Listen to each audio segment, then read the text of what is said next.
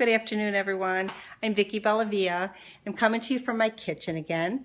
I want to talk to you about diabetes, proper things to have in your house for diabetes, even trying to lose weight, going low carb. That's what I am doing. My husband was recently diagnosed as a diabetic, and we're taking it very serious. And not only are we taking it serious for him, but I'm taking it serious for these people also. Right here, those are my grandchildren, our grandchildren. We want to be here when they get married, you know? We want to be here and to be able to enjoy their lives. We want to be able to run with them. And right now, we're both out of shape, okay? He was diagnosed, but it could very easily have been me being diagnosed also, because I've really taken myself and abused my body, you know. So when Larry became diagnosed as a diabetic, immediately it was like, okay, this is gonna stop, everything is stopping. And what I did was I cleaned out my pantry, okay? I'm gonna go into this really quick. I'm not gonna make this really long. Here's my pantry, and you can see I have pictures from my grandchildren all down there. But this is my pantry, okay? Before last weekend, if you would have walked into this pantry, there was every possible junk food that you could imagine. Cakes and cookies and snacks, and there were things in there that I didn't even know had sugar in them. There were things in there that I didn't even realize were low or were high carb, you know. So I pulled everything out and I said, okay, so I'm just going to really quickly go over my pantry with you just to show you some things, some changes that to make if you want to follow a low carb diet, or if you're a diabetic and you need to have some snacks, because you know everybody should have something for breakfast, okay? But if you're trying to lose weight, it's kind of like a vicious circle, you know? You're trying to lose weight, so I'm not going to eat anything until I'm hungry, you know? And that like doesn't work either, because then you're starving your body, and the first thing you put in your mouth, what happens? It stores it as fat. So I'm going to go through my pantry really quick with you. This shelf here, okay, I have dressings on, salad dressings. And you know, when you're following low carb or when you're following a diabetic diet, you want to watch your sugars and you want to watch your carb content. And this dressing here is not a diet dressing. If you use diet or light in the same sentence as low carb, it won't work, okay? It's 100 calories a serving. I have to use these because I can't really see. The carb content is 2 grams for 2 tablespoons, and sugar is 1 gram. That's pretty good, you know? If you use a diet dressing, it's going to be more carbs. Okay, I've got like Atkins shakes, you know, if we want a meal supplement or something. There's some flavorings for water. I got lots of water, coffee. This is a very low calorie, low carbohydrate cappuccino. There's more waters down here, all kind of flavored waters. We're big water drinkers in this house. The biggest changes, I think, and the biggest struggle that I'm having is not using flour. I love to bake. I love to make all kinds of things, but especially baking. So right now, I'm learning recipes. I'm trying them all. And believe me, I come up with some great recipes that I'm sharing with you. This is another flour, almond meal flour. I have used this in the past on a lot of different things, and it's really good. You don't know that you're not having flour, seriously. My daughter makes asparagus. It is like to die for. They're called asparagus fries. They're fantastic. So that's something. I've got like different tomatoes, tuna. That's always a very good, easy something to eat. Like if you are trying to control your diabetes, or if you're trying to lose some weight on a low carb lifestyle, okay?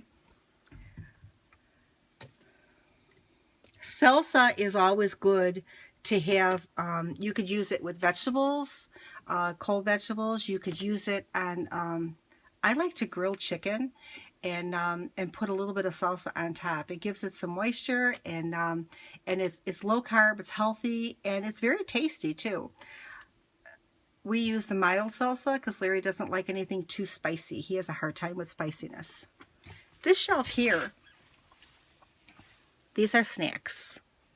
You notice there's a lot of them. Nuts. You can't have too many servings of them a day, but they are good and they are filling. I have some regular ones that are just little bags like this that are easy for him to just take one serving. We have some here that are unsalted. Whoops, let me see where I'm at. We have unsalted. I've got some fruit, mixed fruit, that is no sugar added. I'm going to go down another shelf. I've got peanut butter that is low sugar. This peanut butter only has 2 grams of sugar in it. Okay. I have almond butter that is even lower. One other thing that I think is really important too, that I didn't really know a lot about, my son Tony was telling me about it. It's coconut oil. You notice it's solid, it's white, it's solid. When you cook with it, if you're going to fry something, you have to use a medium flame because it does burn. But I use this in everything. And one other thing I want to talk to you about is coffee. I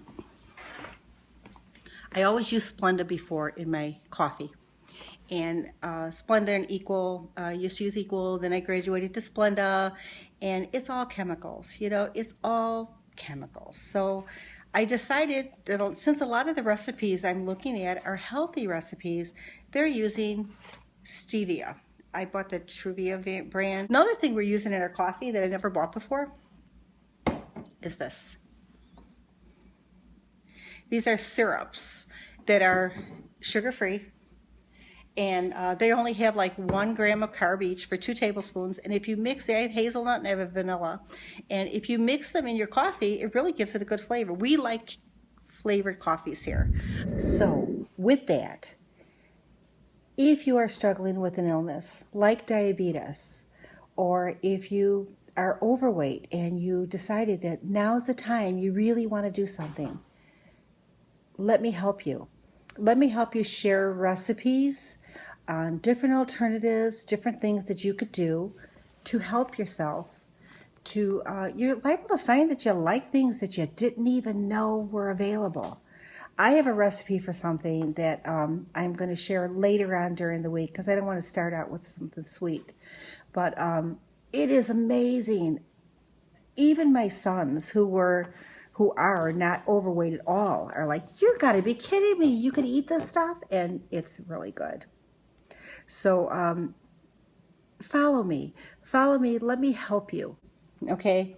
If you're overweight, you need to do something. If you're a diabetic, you need to do something.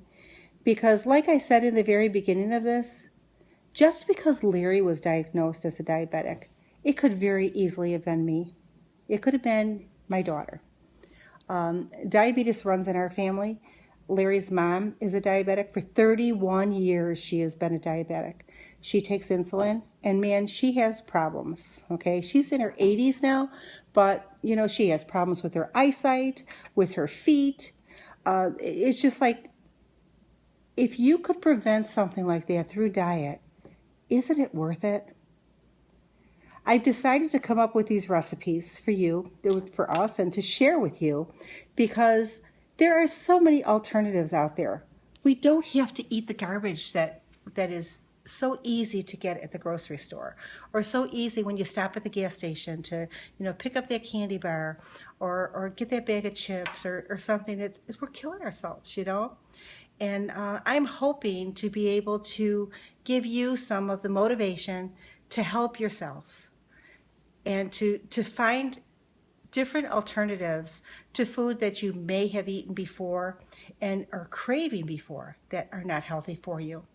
So with that, I'm going to leave. I'm going to make something tonight for dinner, and I'm not telling you what it is yet, but I'm going to make something. I'm going to make a recipe that I want to share with you, and I will be posting a video sometime tomorrow. You have a blessed day. Blessed day.